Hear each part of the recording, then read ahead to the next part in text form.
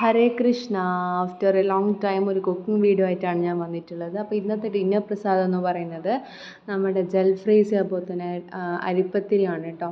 അപ്പോൾ ജൽഫ്രീസി എന്ന് പറയുന്നത് വളരെ സിമ്പിളായിട്ട് ഉണ്ടാക്കാൻ പറ്റുന്ന ഒരു ഗ്രേവിയാണ്. ഞാനൊരിക്കൽ പുറത്തുനിന്ന് ഞങ്ങൾ കഴിച്ചപ്പോൾ അങ്ങനെ ഇഷ്ടപ്പെട്ടിട്ട് ഞാനൊന്ന് ഉണ്ടാക്കി നോക്കിയതാണ്. എൻ്റെതായ ചില മാറ്റങ്ങളൊക്കെ വരുത്തിയിട്ടുണ്ട് കേട്ടോ. അപ്പോൾ ഇതിൽ വളരെ സിമ്പിളായിട്ട് ഉണ്ടാക്കാം. കുറച്ചും കൂടെ ഗ്രാൻഡാണ്. നമ്മൾ പനീറും ടോഫും ഒക്കെ ഇട്ടിട്ട് നമുക്കിത് ഉണ്ടാക്കാൻ പറ്റും.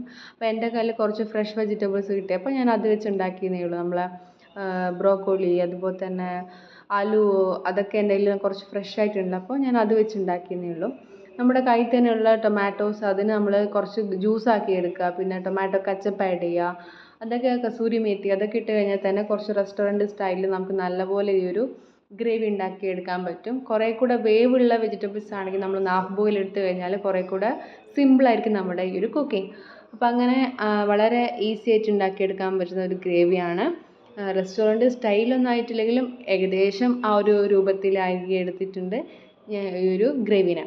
ഇനി ഇതിൻ്റെ കൂടെ കോംബോ ആയിട്ട് ഞാൻ ഉണ്ടാക്കിയത് അരിപ്പത്തിരിയാണ്. അപ്പോൾ ഞാനൊരു ഗ്ലാസ്സിൽ നമ്മുടെ സോഫ്റ്റ് ആയിട്ടുള്ള അരിപ്പൊടി ഒരു ഗ്ലാസ്സും പിന്നെ അര ഗ്ലാസ്സിൽ റവയും കൂടെ ആഡ് ചെയ്തിട്ട് ആവശ്യത്തിന് ഉപ്പും കുറച്ച് നെയ്യും കൂടി ഇട്ടിട്ട് ഞാൻ തിളയ്ക്കുന്ന വെള്ളത്തിലാണ് ഇത് കുഴച്ചെടുക്കുന്നത്.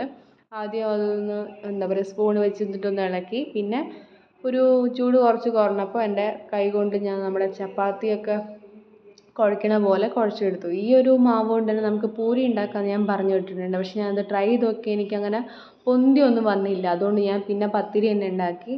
അപ്പോൾ അങ്ങനെ പൂരി ഉണ്ടാക്കിയിട്ടുള്ളവരുണ്ടെങ്കിൽ ഒന്ന് പറയുക എങ്ങനെയാണ് ആ പൂരിയുടെ ആ ഒരു കൺസിസ്റ്റൻസി എന്താണ്, അതിൻ്റെ സീക്രട്ട് എന്താണെന്ന് പറഞ്ഞു തരാം. ഞാൻ ട്രൈ ചെയ്ത് നോക്കി എനിക്ക് ശരിയായില്ല. അപ്പോൾ ഞാൻ പത്തിരി തന്നെയാണ് ഉണ്ടാക്കിയത്. പത്തിരി എനിക്ക് നന്നായിട്ട് കിട്ടി.